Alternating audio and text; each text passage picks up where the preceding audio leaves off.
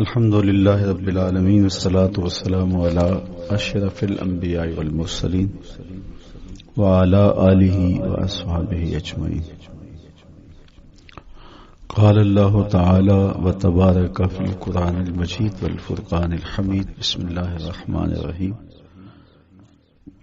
لا أقسم بهذا البلد وأنت حل بهذا البلد ووالد وما ولد لقد خلقنا الإنسان في كبد.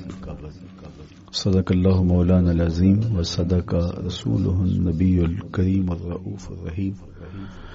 اللهم نور قلوبنا بالقرآن وزين أخلاقنا بالقرآن وأدخلنا الجنة بالقرآن ونجنا من النار بالقرآن. قال الله تعالى وتبارك في شان حبيبه مخبرا وآمرا إن الله وملائكته يصلون على النبي يا أيها الذين آمنوا صلوا عليه وسلموا تسليما. اللهم صل على سيدنا ومولانا محمد معدن الجود والكرم صلاة وسلاما عليك يا سيدي يا رسول اللہ. میں نے آپ کے سامنے قرآن مجید کے جو کلمات تلاوت کیے ان میں اسی حقیقت کو بیان کیا گیا. لا اقسم بهذا البلد، آغاز ہوا شہر مکہ کی قسم سے. قسم ہے مجھے اس شہر کی، پھر وجہ قسم بھی بیان کی. وانت حل بهذا البلد، مجھے اس شہر کی قسم اس لیے کہ محبوب اس شہر میں تو جو بستا ہے، تیرا بسیرا ہے اس شہر میں، اس شہر کی گلیوں نے تیرے قدم چومے ہیں اور تیرے انفاس کی مہک اس کی فضاؤں میں بسی ہے، اس لیے مجھے قسم کہ یہاں تم رہتے ہو. اللہ اکبر. علماء کے مابین اس بات پر اختلاف ہے کہ مکہ المکرمہ افضل ہے یا مدینہ النبی صلی اللہ علیہ وآلہ وسلم افضل ہے. ایک علمی اختلاف ہے. بعض نے کہا مکہ المکرمہ افضل ہے، دلائل دیے، بڑا وزن ہے دلائل میں. بعض نے کہا مدینہ تو رسول صلی اللہ علیہ وآلہ وسلم افضل ہے، دلائل دیے، بڑا زور ہے دلائل میں. لیکن شیخ عبد الحق محدث دہلوی علیہ رحمہ اسی آیت سے روشنی لے کر کے لکھتے ہیں کہ جب حضور مکے میں تھے تو مکہ افضل تھا، جب مدینے آ گئے تو مدینہ افضل ہو گیا. جدھر جدھر سے وہ گزرتے گئے مجد و شرف بھی پیچھے پیچھے رہا. چند لمحوں کے لیے ٹھہرے تھے تم جس پیڑ کے نیچے. نشور وحدی کا لہجہ دیکھیے کتنا دل آویز ہے. چند لمحوں کے لیے ٹھہرے تھے تم جس پیڑ کے نیچے، سنا ہے آج تک اس پیڑ کا سایہ مہکتا ہے. تو مکے میں ہیں تو مکہ افضل، مدینے میں ہیں تو مدینہ افضل. تو شرف ان کے وجود مسعود سے ہے. وہ جدھر جدھر سے گزرتے جائیں گے وہاں وہاں ہی نور پھیلتا چلا جائے گا. اور پیر نصیر الدین علیہ رحمہ کا لہجہ یہاں کتنا خوبصورت دکھائی دیتا ہے. ایک بار وہ جدھر سے گزرے ہیں نصیر، ایک بار وہ جدھر سے گزرے ہیں نصیر، بار بار ادھر سے بہار گزری ہے. تو کہا کہ قسم ہے مجھے اس شہر کی، یعنی شہر مکہ کی.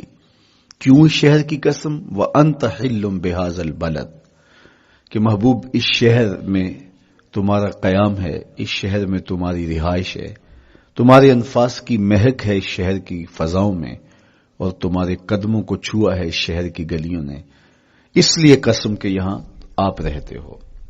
ووالد وما ولد، اور قسم ہے باپ کی، اور قسم ہے جو اس کی اولاد ہے. والد سے مراد کیا ہے اور ما ولد سے مراد کیا ہے؟ تو اس کے بارے میں ایک قول یہ ہے کہ والد سے مراد حضرت ابراہیم علیہ السلام ہے، اور ما ولد سے مراد حضور علیہ الصلوۃ والسلام جو ان کے فرزند ہیں. ایک قول کے والد سے مراد حضرت آدم علیہ السلام ہیں، اور ما ولد سے مراد ان کی ساری ذریت اور نسل ہے. تیسرا قول کہ والد سے مراد حضور علیہ السلام ہیں، اور ما ولد سے مراد حضور علیہ الصلوۃ والسلام کی ساری امت، حضور علیہ السلام کی ساری آل اطرت، حضور کے اصحاب. لیکن علماء نے پہلے قول کو ترجیح دی کہ مکہ المکرمہ کی قسم کی گئی تو پھر مناسبت بنتی ہے کہ حضرت ابراہیم کا ذکر بھی ہو، تو اس لیے والد سے مراد حضرت ابراہیم ہیں، اور ما ولد سے مراد حضور علیہ الصلوۃ والسلام کی ذات ستودہ صفات ہے۔ تو تین چیزیں ہوئی جن کی قسم کی گئی۔ سب سے پہلے شہر مکہ کی قسم کی گئی، پھر حضرت ابراہیم علیہ السلام کی قسم کی گئی، اس کے بعد حضور علیہ الصلوۃ والسلام کے مبارک وجود کی قسم کی گئی۔ تین قسمیں کر کے کہا کیا گیا، چونکہ جو خالی ذہن شخص ہو، جب اس کو کوئی بات بیان کی جائے تو قسم سے آغاز نہیں کیا جاتا۔ متردد الذہن کو کوئی بات کرنی ہو تو قسم سے آغاز کیا جاتا ہے، یا پھر آپ جس مضمون کو بیان کرنے جا رہے ہیں وہ اتنا اہم ہے کہ اس کی اہمیت کو اجاگر کرنے کے لیے آپ کو قسم کرنا پڑتی ہے۔ تو یہ جو ما بعد کا مضمون ہے جس کو میرے رب نے بیان کیا، اس سے قبل ایک نہیں، دو نہیں، تین قسمیں کی، تو پھر کان تو کھڑے ہو گئے، سماعتیں تو بچھ گئیں کہ وہ کون سی شے ہے جس کو بیان کرنا مقصود ہے، اور اس سے قبل قسم پہ قسم کی جا رہی ہے۔ قسم محبوب شہر مکہ کی، قسم محبوب تیرے والد بزرگوار حضرت ابراہیم علیہ السلام کی، اور قسم تیرے پاکیزہ وجود کی۔ اب انسان بالکل سماعتیں بچھا کے منتظر ہے کہ قسم کی کس بات کی جا رہی ہے، کس بات پہ قسمیں ہو رہی ہیں۔ تو جواب آیا، قسم محبوب شہر مکہ کی جس میں آپ رہتے ہو، قسم آپ کے والد بزرگوار حضرت ابراہیم علیہ السلام کی، اور قسم آپ کے پاکیزہ وجود کی۔ لقد خلقنا الانسان فی کبد، ہم نے انسان کو مشقتوں میں رہتا پیدا کیا ہے۔ یعنی انسان کی زندگی کے اندر مشقتیں، مشکلیں، آلام، مصائب، حالات کی تلخیاں، سخت مراحل، یہ اس کی زندگی کا حصہ ہے، اور ہم نے اس کو ڈیزائن اس طرح کیا ہے کہ یہ ان ساری مشکلات سے نہ بردآزما ہوگا اور حالات کی تلخیوں کا مقابلہ کرے گا، اور خیر و شر کے ساتھ ساری زندگی اس کا تعلق رہے گا۔ تو یہ اگر سخت جان ہوا تو زندگی میں کامیاب اور بامراد ہوا، اور اگر یہ کمزور ہوا تو پیچھے رہ جائے گا۔ اور اس کے لیے جو قسمیں کی ہیں وہ تین ہیں۔ قسم کا اور جواب قسم کا تعلق ہوتا ہے، یعنی جس پہ قسم کی جا رہی ہے تو جو قسم کی جا رہی ہے اس کا کوئی آپس میں تعلق ہوگا۔ جب پھولوں کا ذکر کریں گے تو پھر اس کے متعلقات ہی بعد میں بیان کریں گے۔ اس کسی نے کہا تھا جنگل میں کوئی مے خار مرا ہے، جنگل میں کوئی مے خار مرا ہے، اسے انگور کے پتوں کا کفن دو۔ میاں جنگل میں مرنے والے شخص کو کسی اور درخت کے پتوں کا بھی تو کفن دیا جا سکتا ہے، لیکن صاحب مرنے والا مے خار ہے، اور شراب کشید کی جاتی ہے انگور سے، تو اس کو تو ٹھنڈ تب بھی پڑے گی کہ انگور کے پتوں کا کفن دیا جائے۔ تو مناسبات ہوتی ہیں۔ تو اب جب قسم کی گئی تو قسم تین چیزوں کی گئی، اور اس کی جواب قسم سے مناسبت کیا بنتی تھی؟ انسان کو مشقتوں میں رہتا پیدا کیا گیا، حالات کی تلخیوں سے گزرتا ہے، سخت تربیتی مراحل سے اس کو گزرنا پڑتا ہے۔ تو اس چیز کو بیان کرنے سے قبل تین قسمیں کی گئی۔ پہلی قسم میرے حضور کے پاکیزہ شہر کی، مکہ المکرمہ کی، اس لیے کہ مکہ المکرمہ میں دیکھ لیجئے کہ صحابہ اور حضور کے ماننے والوں نے کیسے تلخ زندگی کاٹی۔ شجر اسلام ثمر بار ہوا تو ہمیں تو یہ کھلے ہوئے پھول دکھائی دیتے ہیں، لیکن ہم نہیں بھول سکتے کہ بلال حبشی کی پیٹھ پہ کیسے کوڑے برسے اور احد احد کیسے پکارتے رہے۔ تو ہم اس منظر کو دیکھیں، مکہ کے ان حالات کو دیکھیں، تو اس لیے قسم کی مکے کی، اور پھر حضرت ابراہیم علیہ السلام کی قسم کی، چونکہ حضرت ابراہیم نے جس قدر اذیتوں سے گزر کر کے، مصائب آلام کا سامنا کر کے، حالات کی تلخیوں کا مقابلہ کر کے اپنا راستہ بنایا اور اپنے رب کی رضا پائی، وہ تاریخ کا ایک انوکھا باب ہے۔ اس سے بڑھ کر کیا ہوگا کہ جلتی ہوئی آگ میں چھلانگ لگا دی رب کے حکم کی تعمیل میں، بیٹے کی گردن پہ چھری رکھ دی۔ یہ تماشا لبے بام نہیں تھا، منا کی وادی میں وہ انوکھا واقعہ رقم ہوا کہ آج بھی تاریخ انگشت بدندہ ہے کیا ایک باپ، اور وہ اس بیٹے کو ذبح کرنے کے لیے آمادہ ہو گیا جو اس کی آنکھوں کا نور ہے اور دل کا قرار ہے، رب سے مانگ مانگ کے لیا، لیکن تعمیل ارشاد میں اس بیٹے کی گردن پہ چھری رکھنے کے لیے باپ تیار ہو جاتا ہے اور اس کو ذبح کرنے کے لیے آمادہ ہو جاتا ہے، حتیٰ کہ بیٹے کو لٹا لیتا ہے اور ہاتھ میں چھری پکڑ کے بیٹے کی گردن پہ رکھ کے پوری ہمت کے ساتھ جب چھری چلاتا ہے تو آواز آتی ہے فلما اسلما وتلہ للجبین ونادیناہ ان یا ابراہیم قد صدقت الرؤیا انا کذالک نجزی المحسنین۔ ابراہیم بس کرو، تم نے واقعی خواب پورا کر دکھایا۔ اپنی بیوی کو، اپنے نو مولود بچے کو وادی غیر ذی زرع میں چھوڑ آنا، جہاں کچھ بھی میسر نہیں تھا، یہاں آپ کو آپ کے ماں باپ چھوڑ کے جاتے ہیں، ایک خوبصورت آسودہ ماحول ہے، اور آپ کو جس مقصد کے لیے چھوڑ کے جا رہے ہیں تو وہ مقصد بھی آپ کی اور ان کے پیش نظر ہے، لیکن اس کے باوجود بھی جو ہے وہ آنکھیں نم ہو جاتی ہوں گی کہ ہم اپنی اولاد کو یہاں چھوڑ کے جا رہے ہیں، جبکہ ایک محفوظ پناہ گاہ میں آپ کو چھوڑ کے گئے۔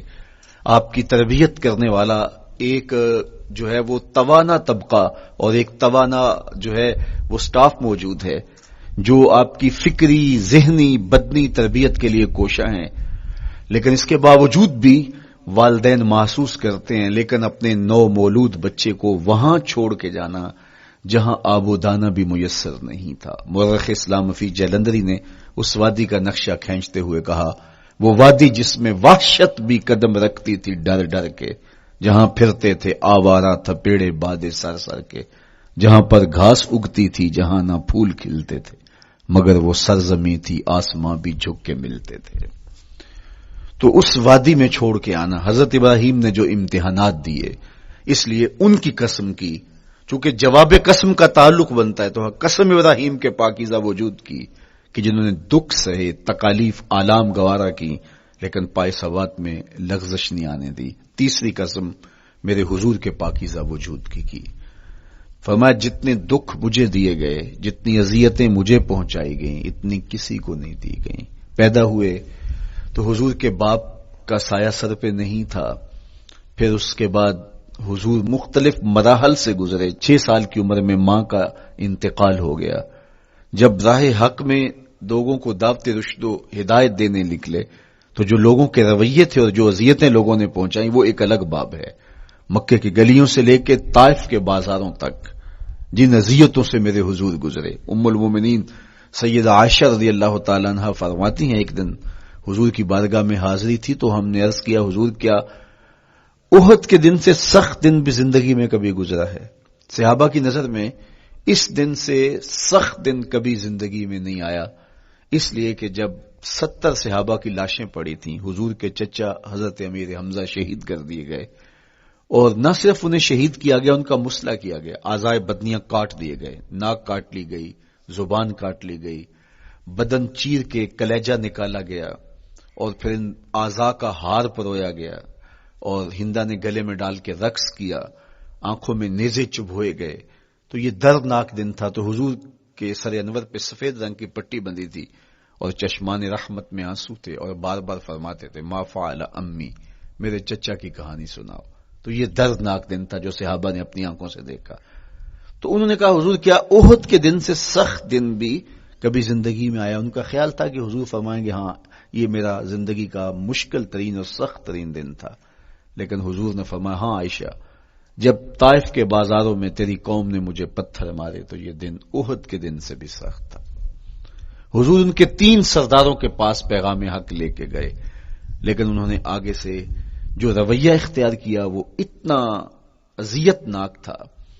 حضور نے فرمایا کہ ٹھیک ہے، میں تمہاری خیر خواہی کا جذبہ لے کے تمہارے تک پہنچا ہوں، تم نے میری دعوت کو قبول نہیں کیا، تمہاری مرضی، تمہارا مقصوم، چلو اب یہ بات میرے اور تمہارے درمیان رہنی چاہیے، اس بات کو راز رہنا چاہیے، اہل مکہ تک یہ بات نہ پہنچے۔ انہوں نے کہا ہم کیوں راز رکھیں، بلکہ اوباشوں کے ہاتھ میں پتھر دے دیے، اور حضور جب واپس ہونے لگے تو وہ حضور کے پاؤں پہ سنگزنی کر دے۔ حضور اپنا ایک پاؤں اٹھاتے تو دوسرے پاؤں پہ مارتے، شدت درد اور احساس کرب سے حضور بیٹھ جاتے تو ان کے گھنڈے دائیں بائیں سے بڑھتے اور کندھوں سے پکڑ کے حضور کو اٹھاتے اور مشق سنگزنی کرتے۔ نالین خون سے بھر گئے، لخت لخت زخمی ہوا۔ اللہ اکبر! کیا دردناک لمحے تھے، کیا تکلیف بری گھڑیاں تھی. تو کہا کہ جب طائف کے بازاروں میں تیری قوم نے مجھے پتھر مارے تو یہ دن احد کے دن سے بھی سخت تھا. اچھا، جب حضور پر اس طرح آلام و مصائب ٹوٹ پڑے تو حضور کے ساتھ جو صحابہ تھے انہوں نے کہا حضور ان کے لیے بد دعا کر دیجئے.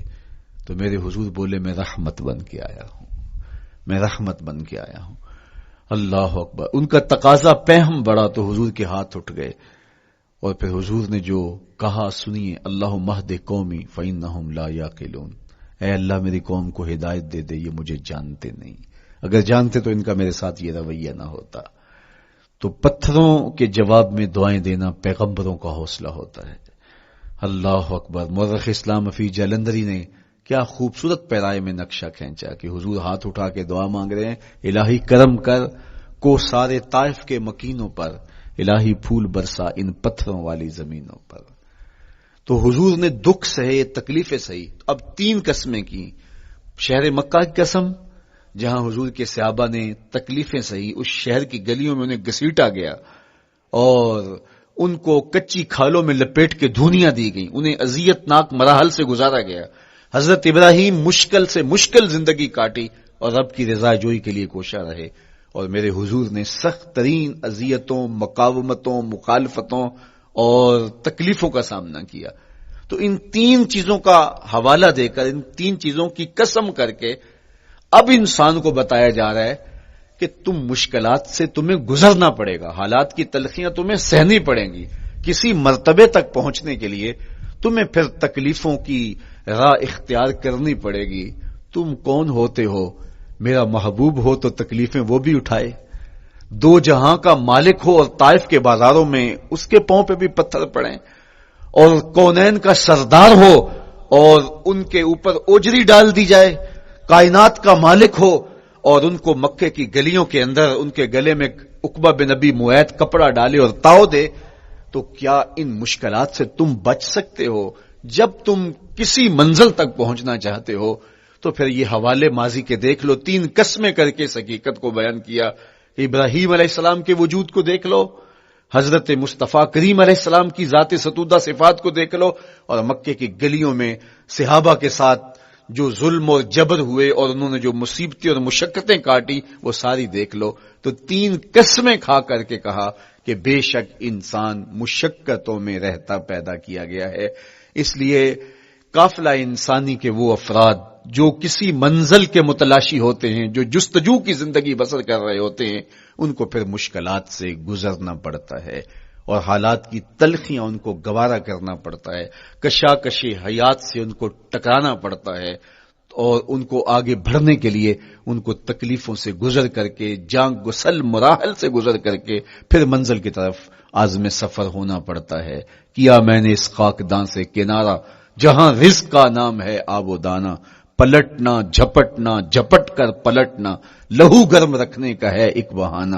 پرندوں کی دنیا کا درویش ہوں میں کہ شاہی بناتا نہیں آشیان. تو زندگی مشکل مراحل سے گزر جانے کا نام ہے. اقبال نے کہا تھا ہے شباب اپنے لہو کی آگ میں جلنے کا نام. یہ زندگی آسان نہیں ہے، یہ حالات کی تلخیوں کا مقابلہ کرنے کا نام ہے، یہ ضبط نفس کا نام ہے، یہ اپنے من کی تربیت کا نام ہے. حضرت امام رازی آیت کریمہ کے تحت لکھتے ہیں کہ جب بچہ شکم مادر میں ہوتا ہے تو وہ 3 پردوں میں ہوتا ہے، ایک جھلی کا پردہ، ایک رحم مادر کا پردہ اور ایک پیٹ کا پردہ.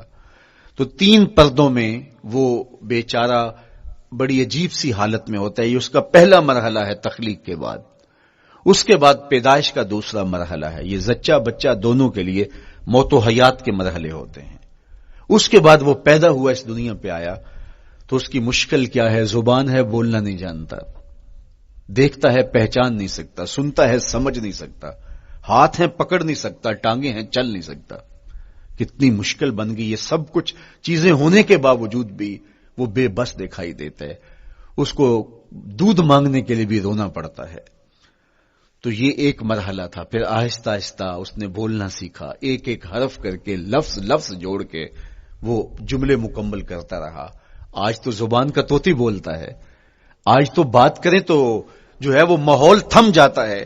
لیکن انسان ذرا پلٹ کے آغوش مادر میں تیری ماں نے ایک ایک حرف تجھے سکھایا تھا، ایک ایک لفظ تجھے سکھایا تھا، لفظ لفظ کر کے، حرف حرف کر کے جملے بنے، اور آج تیری گفتار کی شوخی کے تذکرے زمانے میں ہیں، تو پھر تجھے بولنا سکھایا، تو چل نہیں سکتا تھا، آج تیری جو ہے وہ جولانیاں دیکھنے والی ہیں، تیری رفتار کو کوئی چھو نہیں سکتا ہے، تیری آنکھوں کی بجلیاں آج عقابوں سے بڑھ کر ہیں، آج تیرے کانوں کے اندر نغموں کا جہاں آباد ہے، آج تیرے ہاتھوں کی گرفت کہ آگے شیر غراں بھی ہو تو وہ بھی بے بس ہو جاتا ہے، لیکن دیکھ تو کتنا مجبور تھا۔ اچھا چلو وہاں سے آگے آئے، پھر زندگی کو سیکھنا پڑتا ہے، آداب سیکھنے پڑتے ہیں، کس سے کیا بات کرنی ہے سیکھنا پڑتا ہے، آگے بڑھے، جوانی کی دہلیز پہ پہنچے۔ جوانی انسان کی زندگی کا باقپن ہوتا ہے، عروج ہوتا ہے، اللہ اکبر، لیکن جوانی کو تقدس معاب رکھ کے منزل تک پہنچانا یہ سب سے مشکل مرحلہ ہوتا ہے، چونکہ جذبات بے قابو ہیں، خواہشیں آوارہ ہیں، اور تا حد نظر نظارے ہی نظارے جو دل کو کھینچتے ہیں۔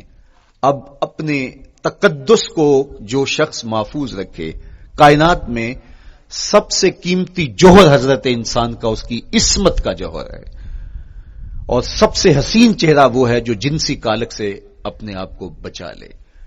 تو جوانی ہو، باقپن ہو، اور پھر اپنی خواہشات کو بے قابو نہ ہونے دیا جائے، سب سے مشکل مرحلہ پوری زندگی میں یہ آتا ہے۔ کسی نے کہا تھا کتاب زیست کا ایک اور باب بیت گیا، شباب بیت گیا، ایک عذاب بیت گیا۔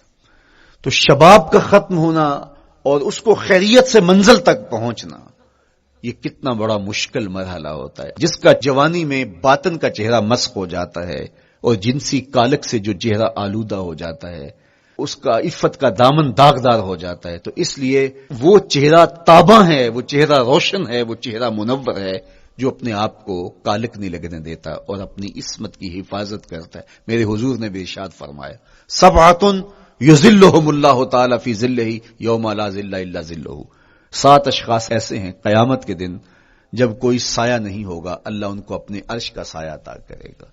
ان میں سے پہلا شخص امام عادل حکمران، دوسرا شخص وشاب نشأ فی عبادت اللہ، وہ جوان جس کی جوانی اللہ کی عبادت میں بسر ہوئی، تیسرا وہ شخص ورجل قلبہ معلق بالمساجد، وہ شخص جس کا دل مسجد میں لگتا ہے، مسجد میں جمتا ہے، اور چوتھا شخص ورجل دعتہ امرأۃ ذات منصب وجمال فقال انی اخاف اللہ، وہ شخص جس کو دعوت گناہ ملی اور حسن قدموں میں بچھنے کے لیے بےتاب ہوا، اور اس نے کیا کہا، انی اخاف اللہ، میں اللہ سے ڈرتا ہوں، میرا اللہ مجھے دیکھ رہا ہے۔ میرے حضور نے فرمایا قیامت کے دن جب کوئی سایہ نہیں ہوگا، اللہ اس کے اوپر اپنے عرش کا سایہ تان دے گا، جو اپنی عصمت کے جوہر کو بچا گیا۔ تو یہ ایک مشکل مرحلہ تھا، اپنی جوانی کے تقدس کی حفاظت کرنا۔ میرے حضور نے ارشاد فرمایا انا حبیب اللہ، میں اللہ کا حبیب ہوں، جو جوان جوانی میں توبہ کرتا ہے وہ بھی اللہ کا حبیب ہے۔ کتنا بڑا اعزاز ہے اور کتنا بڑا کمال ہے جو شخص کو ملتا ہے جو جوانی میں اپنی عصمت کے تقدس کی حفاظت کرتا ہے، اپنی آبرو پہ پہرا دیتا ہے، اپنی نظروں کی حفاظت کرتا ہے، اپنی سوچوں کو آوارہ نہیں ہونے دیتا، اپنے خیالوں کو بھٹکنے نہیں دیتا، اپنی خواہشات کو بے قابو نہیں ہونے دیتا۔ تو یہ مشکل ترین لمحہ تھا۔ اس کے بعد امام راضی کہتے ہیں اب شادی کا مرحلہ ہوا، تو پہلے خود اپنی ذمہ داری تھی، اب کسی کا بوجھ بھی اٹھانا پڑا، یہ اگلی مشکل آ پڑی۔ پھر بچے ہوئے تو پھر اپنی زندگی تو ختم ہو گئی، پھر ساری زندگی، پھر بڑھاپے میں چلے جائیں، ارذل العمر تک چلے جائیں، یہ ساری زندگی مشکلات، لقد خلقنا الانسان فی کبد۔ تو ہمیں عملی طور پہ مشکلات کے مقابلے کے لیے تیار ہونا چاہیے۔ دیکھیے ہم جب شکار کرنے جاتے ہیں اور وہ خطرناک جنگل ہو جس میں شیر، بھیڑی اور دیگر جانور بھی ہوں، تو پھر ہم حفظ ما تقدم کے طور پہ سب کچھ ساتھ لے کے جاتے ہیں اور اس انداز سے جاتے ہیں کہ ہمارے اوپر اگر کوئی حملہ ہو تو بچاؤ کی یہ تدبیر ہو۔ تو ہم عملی طور پہ اس کے لیے خود تیار ہوتے ہیں، تو پھر کوئی ہونے والا حملہ غیر متوقع نہیں ہوتا اور ہم اس کے لیے اپنے آپ کو مستعد اور فعال پاتے ہیں۔ اسی طرح میں اور آپ اگر زندگی کے اس فلسفے سے آگاہ نہیں ہوں گے کہ زندگی مشکلات کا مجموعہ ہے، حالات کی تلخیاں ساری زندگی ہمارے ساتھ رہیں گی، تو کوئی بھی تکلیف، کوئی بھی اذیت، کوئی بھی ایسا واقعہ جو ہم نہیں چاہ رہے ہوں گے وہ روح پذیر ہوگا تو ہم گھبرا جائیں گے اور پھر اس وقت ہم دکھی ہو جائیں گے۔ اس لیے ہمیں یہ قرآن نے سکھایا ہے کہ تم عملی طور پہ زندگی کی سختیوں کا مقابلہ کرنے کے لیے آمادہ اور تیار ہو جاؤ۔ قرآن مجید میں جو صبر کا لفظ ہے اس کا مفہوم یہ ہے کہ حالات کی جو تلخیاں تمہارے اوپر آتی ہیں، وہ غربت بھی ہو سکتی ہے، وہ بیماری بھی ہو سکتی ہے، وہ لوگوں کی عداوت اور دشمنی بھی ہو سکتی ہے، وہ اور بہت ساری چیزیں ہوتی ہیں، وہ جنگوں کی حالت کا بپا ہو جانا اور تمہارا دشمنوں کے نرغے میں گر جانا، یہ سب کچھ ہو سکتا ہے۔ تو اس کے اوپر استقامت کے ساتھ تم کھڑے رہو اور تم ان کو برداشت کرنے کی اپنے اندر ہمت اور حوصلہ رکھو، تو پھر وہ تمہارا صبر ہوگا، اور یہ قوت اگر تمہارے اندر پیدا ہو جاتی ہے تو پھر تمہاری زندگی آسان اور شوقی ہو جاتی ہے۔ لیکن اگر یہ دولت تمہیں نصیب نہیں ہوتی تو پھر ساری زندگی دکھوں اور شکووں سے بھری رہتی۔ اس لیے ہمیں یہ چیز سیکھ لینی چاہیے کہ زندگی نام ہی مشکلات سے نبرد آزما رہنے کا ہے۔ عملی طور پہ ہم دیکھو، ہمیں پتہ ہے سردی آ رہی ہے تو اس کا ہم پہلے انتظام کرتے ہیں، تو سردی ہمیں دکھی نہیں پھر کرتی، ہم سردی سے بھی لطف لیتے ہیں، موسم برسات سے بھی مزہ لیتے ہیں، اور گرمی سے بھی ہم ایک حاز حاصل کر لیتے ہیں اگر ہم اس کو جو ہے اس کے لیے عملی طور پہ اپنے آپ کو تیار کر لیں۔ لیکن اگر ہم اس کے لیے تیاری نہیں کریں گے تو سوائے گھبراہٹ کے اور کچھ نہیں ہوگا۔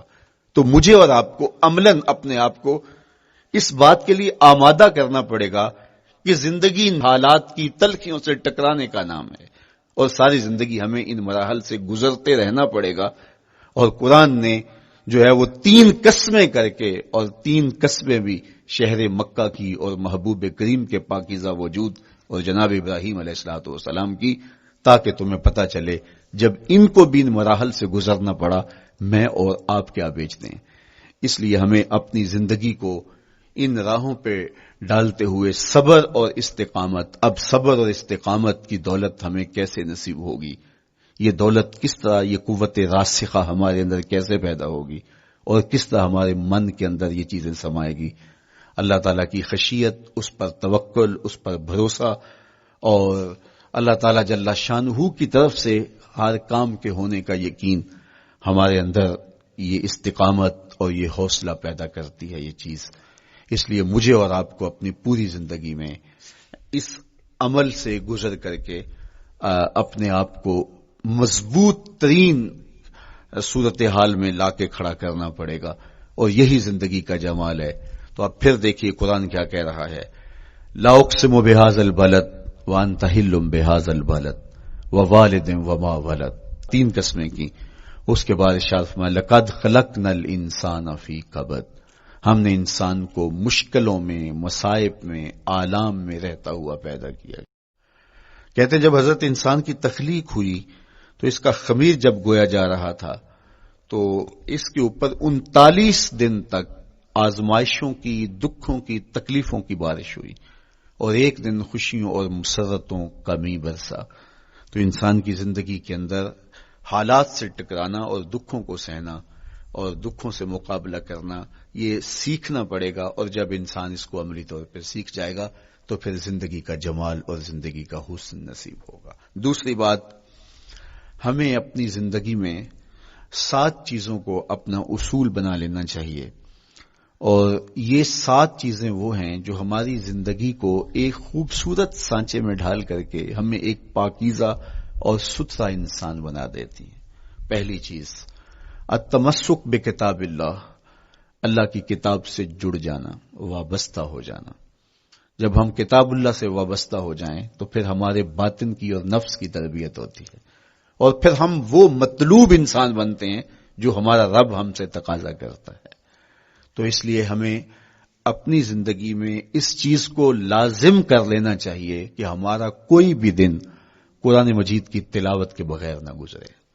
اپنے دن کا آغاز قرآن مجید کی تلاوت سے کیجیے۔ سورہ یاسین سے جو اپنے دن کا آغاز کرتا ہے، سارا دن اللہ کی امان میں رہتا ہے، اس کی حفاظت میں رہتا ہے، اور اپنی شب کا آغاز سونے سے پہلے سورہ الملک کی تلاوت کریں، آپ ساری شب اللہ کی امان میں، اس کی حفاظت میں رہیں گے۔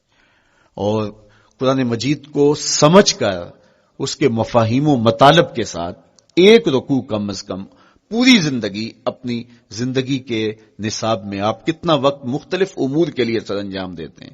یہ کتاب انسانی ہدایت کے لیے، انسانی تربیت کے لیے، اس سے کوئی اور بہتر اور مؤثر جو ہے وہ نصاب نہیں ہو سکتا ہے۔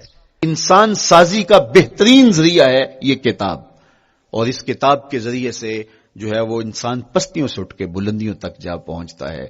اقبال نے تو کہا کہ گر تمی خواہی مسلمان زیستن، نیست ممکن جز بقرآن زیستن۔ اگر تو مسلمان بن کے جینا چاہتا ہے تو قرآن کے بغیر ایک قدم بھی نہیں چل سکتا۔ تو آگے چل کے اسی نظم میں کہا کہ فاش می گوئم آنکھ در دل مزمرست، این کتابیں نیست چیزیں دیگرست۔ اگر میں کھل کے بیان کر دوں جو میرے سینے میں چھپا ہے تو میں تجھے بتا دوں کھل کے یہ کتاب نہیں، یہ کوئی اور ہی شے ہے۔ کن لوگوں کو کہاں سے اٹھایا اور یہ کتاب کہاں تک لے گئی، جو باہمی جنگ و جدل میں الجھے ہوئے تھے اور حرف شناس بھی نہیں تھے، جو سواد آشنا بھی نہیں تھے، پھر انہوں نے جو ہے وہ روما کی سلطنت بھی الٹ کے رکھ دی۔ یہ کرشمہ تھا اس کتاب کا، جس نے زندگی کا جمال ان کی روحوں کے اندر پیدا کر دیا۔ تو میں اور آپ اپنی زندگی میں قرآن مجید سے کبھی بھی دور نہ ہوں، روزانہ کی بنیاد پہ آپ تلاوت کلام مجید اپنی زندگی میں شامل رکھیں۔ انشاءاللہ اس کے اجالے دنیا میں اور آخرت میں آپ اپنی آنکھوں سے مشاہدہ کریں گے۔ حضرت امام احمد بن حنبل فرماتے ہیں، میں نے رب سے کہا کہ مجھے اپنا قرب عطا کر، آواز آئی میرا قرب چاہتے ہو تو قرآن پڑھا کرو۔ یہ رب کی قربت کی بھی ضمانت ہے اور ضبط نفس اور باطن کی تربیت کا بھی ذریعہ ہے۔ اچھا، دوسری بات، والاقتداء بسنت رسول اللہ صلی اللہ علیہ وآلہ وسلم، ہمارے لیے بہترین نمونہ ہمارے حضور علیہ الصلوۃ والسلام کی زندگی ہے، حضور کے دیا ہوا نظام حیات ہے جس پر حضور نے خود عمل کر کے دکھایا۔ میرا عشق رسول، میری محبت رسول اس بات کا تقاضا کرتی ہے کہ میں ان کے طریقہ حیات کے مطابق اپنی زندگی گزاروں۔ اسلام دعوے کی بات نہیں کرتا، دلیل ہم سے مانگتا ہے۔ آج میں کہتا ہوں میں عاشق رسول ہوں، اور اتنا بڑا عاشق رسول ہوں کہ میرے جیسا زمانے میں دوسرا کوئی نہیں۔ میرے جذبات ایسے دکھائی دیتے ہیں آسمان کو چیر دوں گا اور زمین کو پھاڑ دوں گا، لیکن ہمسایوں کے ساتھ میرا سلوک بتاتا ہے کہ میں عاشق رسول نہیں ہوں، دوستوں کے ساتھ میرا رویہ بتاتا ہے کہ میں عاشق رسول نہیں ہوں۔ میں کسی سے وعدہ کرتا ہوں اور پھر اس پہ پورا نہیں اتر پاتا، تو صاحب پھر آپ عاشق رسول نہیں ہیں، آپ کچھ اور ہیں۔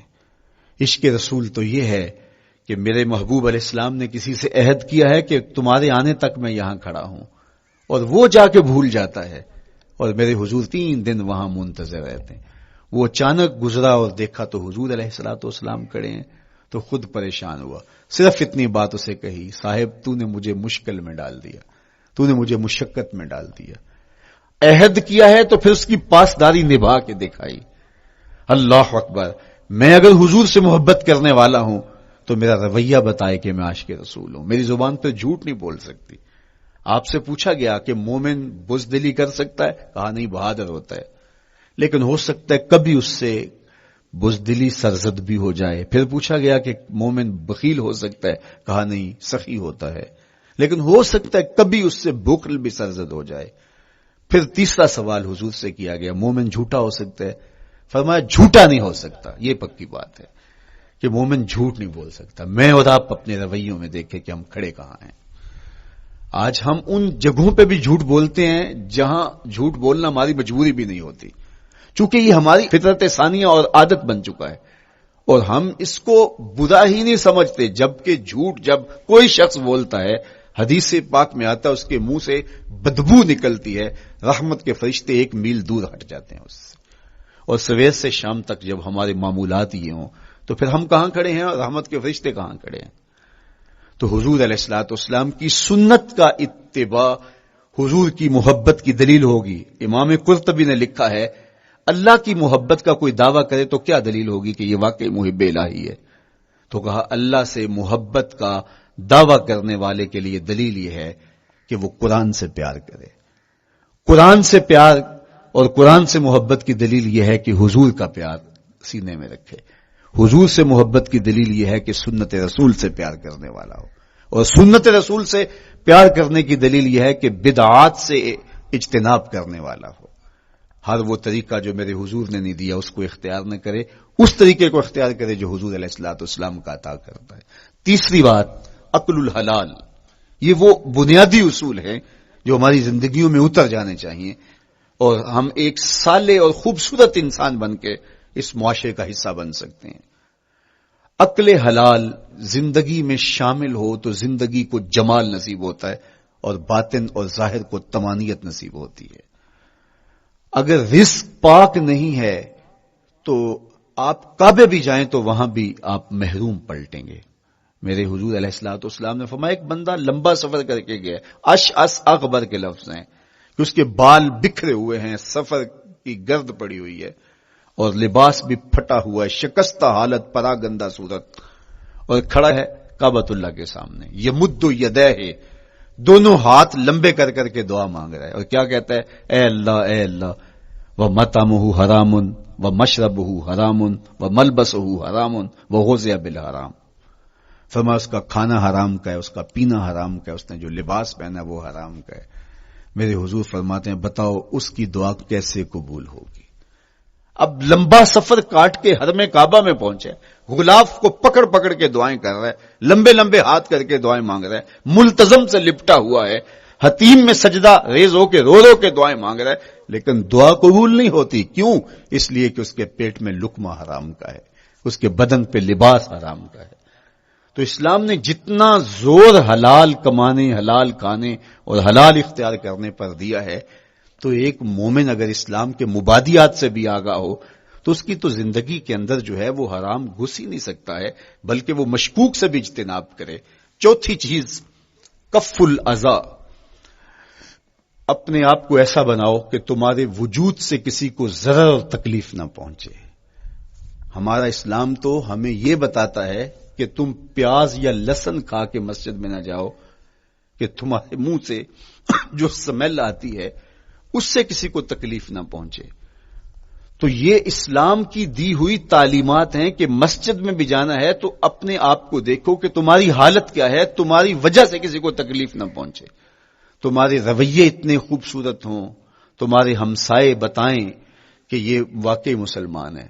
مسلمان کی تعریف کی گئی, المسلم من سلم المسلمون من لسانہ و یدہ. مسلمان کون ہے؟ جس کے ہاتھ سے, جس کی زبان سے دوسرا مسلمان بھائی محفوظ ہے, تو وہ مسلمان ہے. اللہ اکبر. ہم یہ جو کہتے ہیں السلام علیکم, اس کو کہتے ہیں تحیت المسلم, مسلمان کا تحیت. تو اس میں اس کے معنی پہ غور کریں تو ہم اس کو ضمانت دے رہے ہوتے ہیں, السلام علیکم, تیرے اوپر سلامتی ہو. تو ہم اپنی جانب سے ضمانت دیتے ہیں میرے بھائی میری طرف سے تیری عزت, تیری جان, تیری آبرو سلامت ہے, اب میری جانب سے تو پریشان نہیں ہونا, میں تجھے سلامتی کی ضمانت دیتا ہوں. اور وہ آگے سے کیا کہتا ہے, وعلیکم السلام. میرے بھائی پھر میری جانب سے بھی تیرا سب کچھ محفوظ ہے. اگر سلام کا مفہوم اچھی طرح ہماری روحوں میں اتر جائے تو پھر ایسا ہو نہیں سکتا کہ ہم جس کو السلام علیکم کہہ دیں پھر اس سے ہم دھوکہ کریں, یا اس کی آبرو پہ حملہ آور ہوں, یا اس کے مال پہ حملہ آور ہو جب السلام علیکم کہہ دیا. چونکہ جو ہمیں لفظ بولنے کے لیے کہا گئے اس کے پیچھے فلسفہ ہے لفظوں کا. یہ پھول ہیں, ان کو دیکھ کر سبحان اللہ کہنے کا کہا گیا ہے. پہاڑوں کو دیکھ کے اللہ اکبر کہنے کا کہا گیا ہے. پہاڑوں کو دیکھ کے سبحان اللہ کہہ دیں اور پھولوں کو دیکھ کے اللہ اکبر کہہ دیں, ایسا کیوں نہیں کہہ دیتے؟ لیکن نہیں, اس لیے کہ جب پہاڑوں کو دیکھتے ہیں تو دل میں ان کی ہیبت پیدا ہوتی ہے. اتنے بڑے پہاڑ, سمندر کو دیکھتے ہیں تو اس کی ہیبت پیدا ہوتی ہے. اتنا بڑا سمندر تا حد نظر پھیلا ہوا, تو جب اس کی بڑائی پیدا ہونے لگتی ہے تو فوراً پلٹایا گیا اللہ کی بڑائی کی طرف اور کہا بول اللہ اکبر, یہ نہیں میرا اللہ بڑا ہے. اور پھول کو جب دیکھا تو اس کی لطافت کی طرف الجھنے لگے, کتنا خوبصورت ہے, درزوں میں کیسے خوشبو بسی ہوئی ہے, کیسے رنگ ہیں, کیسے جمال ہیں. اللہ اکبر. وہ کیا کسی نے کہا تھا نا کہ درزوں کی لطافت میں خوشبو نے اما پائی, گل چیرنے والے نے کس شان سے چیرا ہے. تو کیا کمال ہے یار, کیا پتیاں ہیں, کیا رنگ ہے, کیا خوبصورتی ہے, کیا لطافت ہے. الجھنے لگے, کہا بول سبحان اللہ, یہ کیا ہے جس نے رنگ بھرے ہیں وہ پاک ہے. تو تیرا دل الجھ نہ جائے. تو جو ہم بولتے ہیں لفظ جہاں بھی بولتے ہیں اس کے پیچھے ایک فلسفہ ہوتا ہے. السلام علیکم یہ تحیت المسلم ہے. جب ہم کسی کو کہتے ہیں السلام علیکم تو اس کو ہم نے ضمانت دے دی، بس بات ختم، اب جو ہے وہ میری جانب سے تو محفوظ ہے. لیکن ہم سلام بھی لے رہے ہوں گے اور ہاتھ بھی کاٹ رہے ہوں گے اور اس کی جیب بھی کاٹ رہے ہوں گے، پھر سلام نہیں لیا، ہم نے منافقت کی ہے. تو کف الاذی چوتھی چیز. اور پانچویں چیز اجتناب المعاصی، گناہوں سے اپنے آپ کو بچا کے رکھنا. نیکی کرنا بہت اہم ہے، لیکن نیکی کرنے سے زیادہ ہم اپنے آپ کو گناہوں سے بچانا ہے. چونکہ شر کی قوتیں ہمارے ساتھ جڑی ہوئی ہیں، اس لیے اپنے آپ کی حفاظت جب ہم کریں گے تو ہم ایک اچھی صورت میں آگے بڑھیں گے. اور چھٹی چیز وہ ہے التوبہ. توبہ تسلسل کے ساتھ کرتے رہیے. یہ تصور کے بڑھاپے میں توبہ کریں گے، یہ تصور کہاں سے آیا؟ یا ہمارے ہاں آج کل یہ کلچر پیدا ہوا ہے کہ لیلۃ القدر یا شبرات کے دن سارے جڑ کے توبہ کرنے بیٹھ جاتے ہیں اور پورا سال اپنی مرضی کی زندگی گزارتے ہیں. ایسا نہیں ہے. میرے حضور کے دامن پہ ایک بھی گناہ کا دھبا نہیں تھا. ہم نبیوں کی عصمت کے قائل ہیں، کسی نبی پر کوئی گناہ کا دھبا نہیں ہوتا. اگر اس امکان کو بھی تسلیم کر لیا جائے تو ساری شریعت مشکوک ہو جاتی ہے. لیکن اس کے باوجود حضور فرمایا میں دن میں اللہ سے 100 بار توبہ کرتا ہوں، ایک دن میں 100 مرتبہ توبہ کرتا ہوں. میں اور آپ دیکھیں کہ ہم کیا اس معمول کو اپنی زندگی میں شامل کیے ہوئے ہیں. جب انسان توبہ کرتا ہے، جب غسل کر لیتا ہے نا ایک دفعہ، تو پھر وہ بچ بچ کے چلتا ہے کہ کوئی گرد دوبارہ پڑ نہ جائے. اور جب وہ لتھڑا ہوا ہو تو پھر اس کو پرواہ بھی نہیں ہوتی. اس لیے ہمیں بار بار غسل کرنے کی، بار بار توبہ کرنے کی تلقین کی گئی ہے تاکہ ہم پھر نئے گناہوں سے بچتے رہیں گے. تو اپنی زندگی میں توبہ کا تسلسل کیجئے، شام سویرے صبح بار بار اللہ سے توبہ کی اور رجوع کیجئے. اور آخری چیز ادا الحقوق، حقوق کا ادا کرنا. ہمارے ذمے جو حقوق عائد ہوتے ہیں وہ ہمارے والدین کے ہیں، وہ ہمارے بہن بھائیوں کے ہیں، وہ ہمارے دوستوں کے ہیں، ہمسایوں کے ہیں، ہمارے اساتذہ کے ہیں، کلاس فیلوز کے ہیں. وہ حقوق حتیٰ کہ جانوروں کی کیوں نہ ہوں تو ان حقوق کو ہم ادا کرنے والے دست بردار نہیں ہو سکتے ہم ان حقوق سے. یہ مومن کی زندگی ہے، یہ ہمارا نظم حیات ہے، یہ اسلام کا دیا ہوا منشور ہے، یہ طریقہ زندگی ہے کہ ہم ایک ایک کے حق کو ادا کرتے ہوئے اپنی زندگی کو بسر کریں. بالخصوص میں طلباء سے مخاطب ہوں کہ یہ عمر تربیتی اعتبار سے سب سے اہم عمر ہے. سیدنا علی المرتضیٰ رضی اللہ تعالیٰ عنہ فرماتے ہیں کہ 15 سال سے لے کر کے 20 سال تک کی عمر میں انسان کے نظریات پختہ ہوتے ہیں اور اس کی عادتیں جمتی ہیں. یہ دوسرے کہتے ہیں 13 سے 19 سال تک کی عمر، وہ کہتے ہیں یہ بڑی اہمیت کی حامل ہے. تو 13 سے 19 سال یا 15 سے 20 سال تک کی عمر بعض کا تو ہوتا ہے کہ ابھی بچے ہیں، ماں باپ بھی سستی کرتے ہیں کہ ان کو تہجد کا عادی اب کیوں بنائیں، ابھی تو یہ بچے ہیں، ان کو ان چیزوں سے چھوٹی چھوٹی چیزوں کا عادی اب کیوں بنائیں، جب بڑے ہوں گے سمجھدار ہوں گے ذمہ داریوں کا بوجھ آئے گا سب کچھ کر لیں گے. تو پھر اس وقت کرنا مشکل ہوتا ہے، پھر کر نہیں پاتا بندہ. تو جو سیکھنا ہے، جو عادتیں پختہ کرنی ہے وہ اسی زندگی میں ہوتی ہیں. تو یہ آپ کا ایک موقع ہے، آپ کو ایک ماحول فراہم ہوا ہے. آپ کے ہمسائے آپ کے کلاس فیلوز ہیں جو آپ کے ساتھ کمرے میں رہ رہے ہیں. ہمسائیگی کے حقوق ادا کرنے کا جو انداز ہے وہ یہاں ہی سیکھیے اور اپنے اندر اس کو متحقق کیجیے اور پختہ کیجیے. اسی طرح اپنے گفتگو کے لہجوں میں شائستگی، اپنے انداز کے اندر خوبصورتی اور اپنے رویوں کے اندر جمال پیدا کرنے کی کوشش کریں. اپنے آپ کو مؤثر بنائیں اور شریعت کے بتائے ہوئے اصولوں اور ضابطوں کے مطابق آپ جب زندگی کے چند دن گزار لیں گے پھر زندگی گزارنے کا نشہ آنے لگ جائے گا. چونکہ جب ہم اپنی خواہش کی زندگی گزارتے ہیں تو پھر ہم خود بے چین اور مضطرب ہوتے ہیں، اس لیے کہ ہمیں اس طرح زندگی گزارنی چاہیے جس طرح ہمارے رب نے ہمیں بتایا ہے. آپ کوئی بھی مشین خریدتے ہیں، کوئی بھی چیز لیتے ہیں تو اس کے ساتھ چھوٹی سی بک دیتے ہیں، آپ کو اس کا طریقہ استعمال بتاتے ہیں کہ اس کو یوں استعمال کرو گے تو دیر پا اس کے فوائد حاصل کرو گے. اگر یہ مائک ہم اس طرح استعمال نہیں کرتے، اپنی خواہش سے استعمال کریں گے تو پھر نتیجہ کیا ہوگا کہ تھوڑے دنوں کے بعد جو ہے وہ خرابی کی طرف سلسلہ چلے گا. اس طرح یہ وجود جس پاکیزہ ذات نے بنایا ہے اس نے ہمیں بتایا ہے کہ اس کو استعمال کیسے کرنا ہے اور اس زندگی کو کیسے گزارنا ہے. اور پھر انسان کو ایک ماڈل اور نمونہ بھی چاہیے تو کہا نمونہ دیکھنا ہے تو محمد عربی کی ذات دیکھ لو، ادھر دیکھتے جاؤ اور زندگی گزارتے جاؤ، دیکھنا تمہاری زندگی کتنی خوبصورت اور